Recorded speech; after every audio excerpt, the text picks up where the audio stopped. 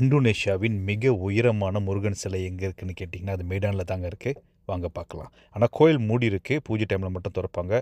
இருந்தாலும் முருகனோட திருவிளையாடல் என்னை வந்து வர வச்சுட்டாரு.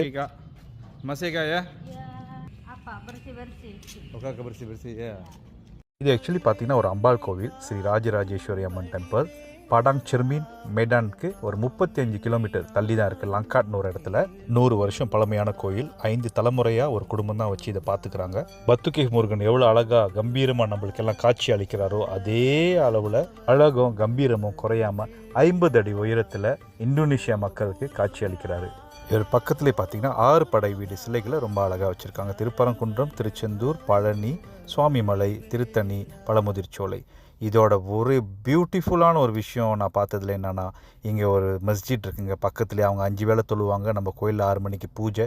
எந்த ஒரு வேறுபாடும் இல்லாமல், எந்த ஒரு சிக்கலும் சலசலப்பும் இல்லாமல் ரொம்ப ஒற்றுமையாக இருக்காங்க. ரொம்ப சந்தோஷமாக இருந்து பார்க்குறதுக்கு. இன்னொரு யூனிக்கான விஷயம் என்னென்னு பார்த்தீங்கன்னா, அந்த ஒர்க்கர் வந்து ஒரு முஸ்லீம். அதுவும் நான் இப்போ வந்து சாமி கும்பிட்ற நேரத்தில் வந்து அவங்க அசான் ஓதிக்கிட்டு இருக்காங்க. ரொம்ப சந்தோஷமாக இருந்துச்சு, ரொம்ப பிளஸ்டாக ஃபீல் பண்ணிச்சு. அந்த ஒரு யூனிட்டியை, அந்த ஒரு ஒற்றுமையை ரொம்ப அழகாக நன்றாகவே பாதுகாத்துக்கிட்டு வராங்க.